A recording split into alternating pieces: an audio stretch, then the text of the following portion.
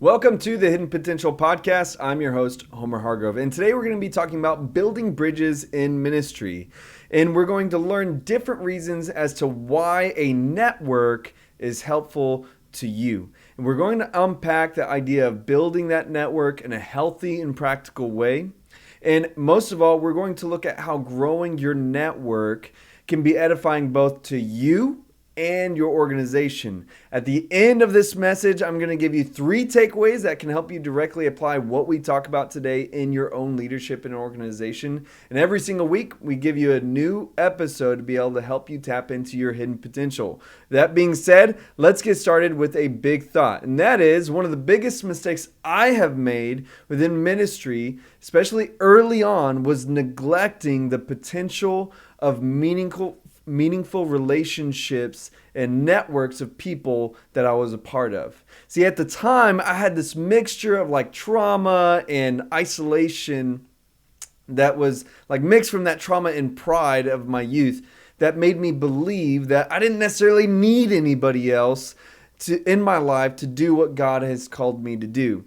And while that is kind of true to some extent, the reality is that no one is meant to do things alone. We're not lone wolves. When we allow ourselves to connect with other people, we are able to have these exponential results within leadership, within our ministry, and we're able to access possibilities for ourselves and organizations that we wouldn't have been able to do on our own.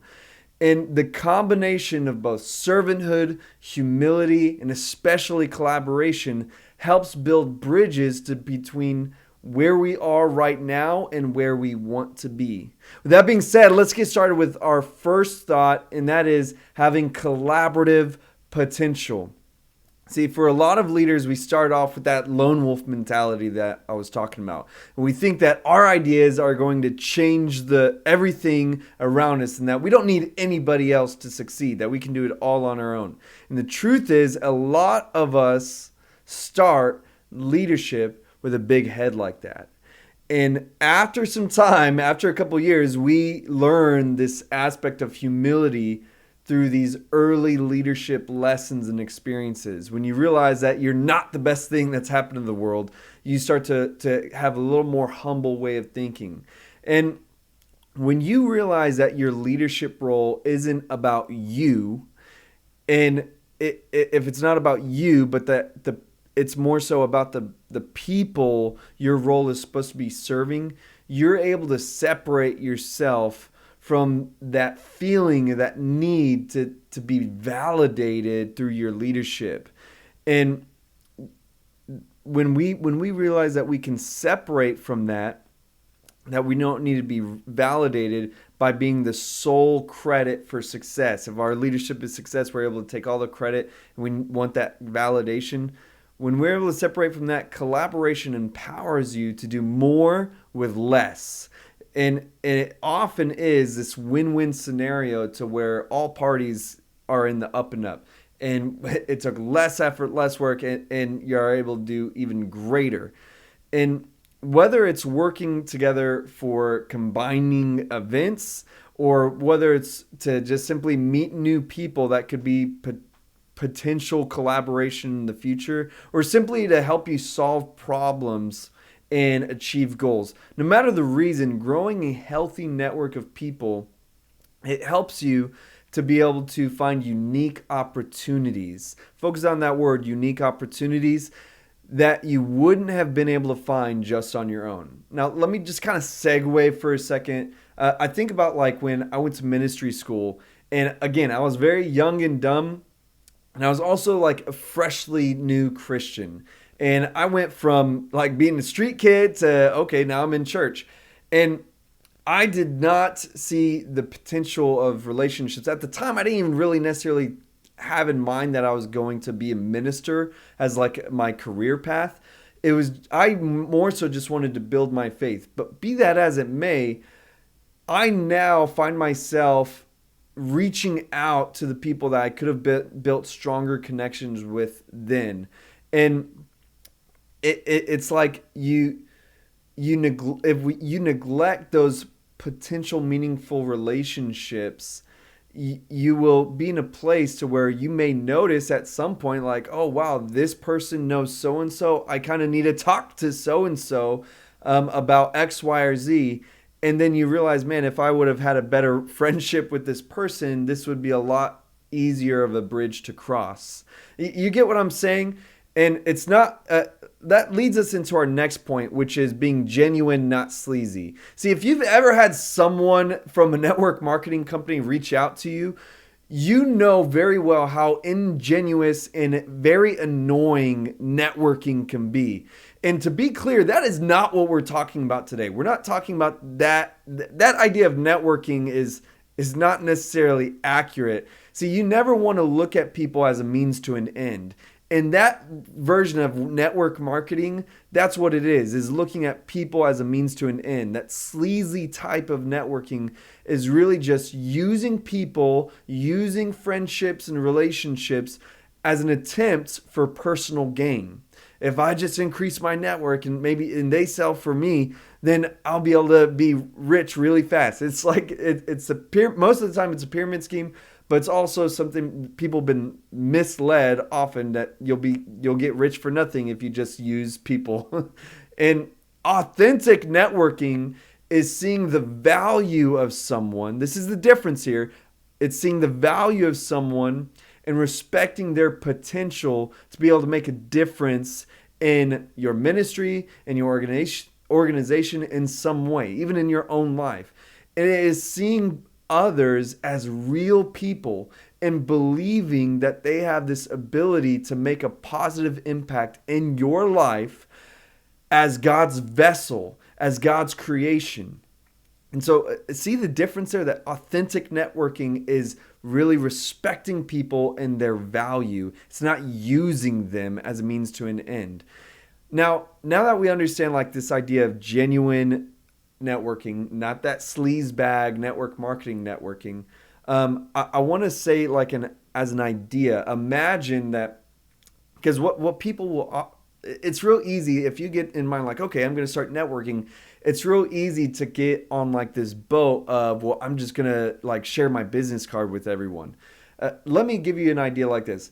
Imagine with each new person you met, and this will vary from like time to time, like given what it's for, but imagine with each person you met that you did not ask anything of them for 6 months.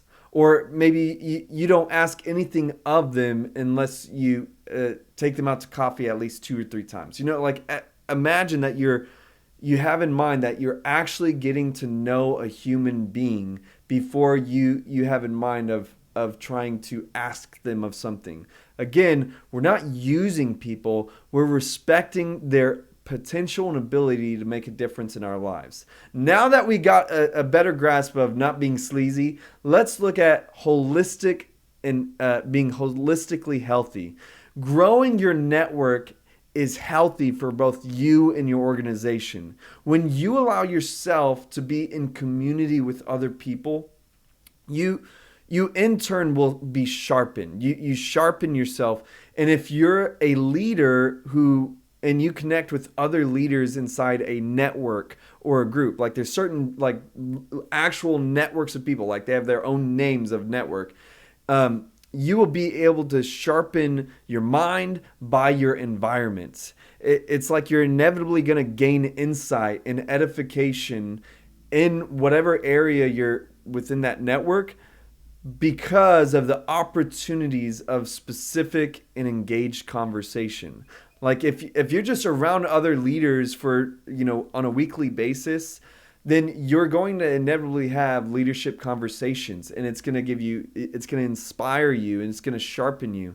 And when the leader gets better, the organization always gets better. This little quote from Craig Groeschel. And to know that if the minute that you grow in yourself, that your organization is going to grow. As an example, for me, when I first realized the power of if we were to not use the word network, if we were to use the word like friendships, I think that's I feel like that's exactly what I'm really trying to say is friendly acquaintances, friendships with other people. Once I realized the potential for that, and I started this journey of like, let me grow these friendships, these relationships, these connections, this network. I remember specifically early on when I did that, at the time, I personally felt like really discouraged as a church planter, as a pastor, as a leader, and I felt like somewhat defeated.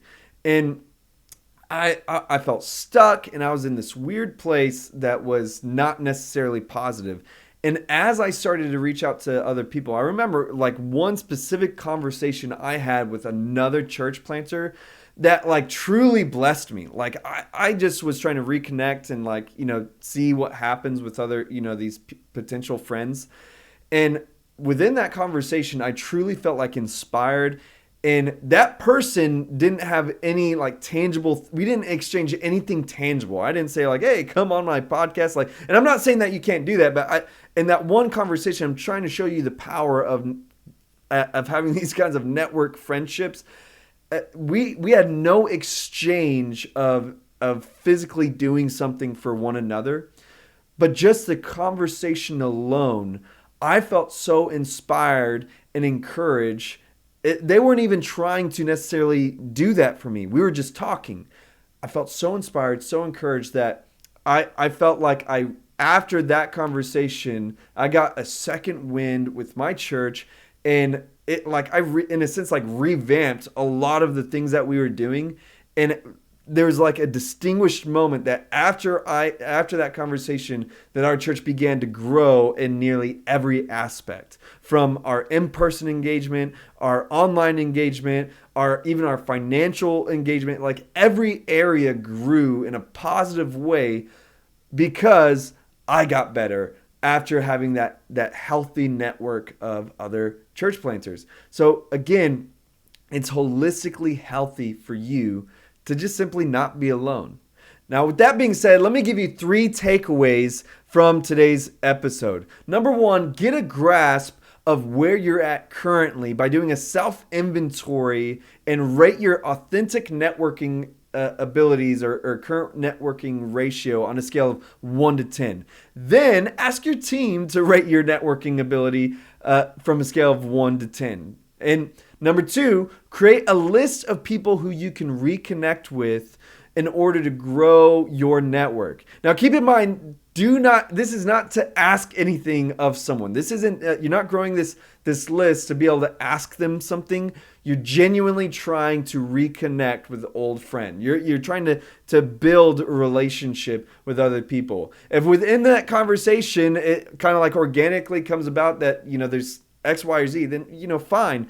But your motivation, your intent is not to get anything out from this person besides simply reconnecting with an old friend. Y'all dig what I'm saying?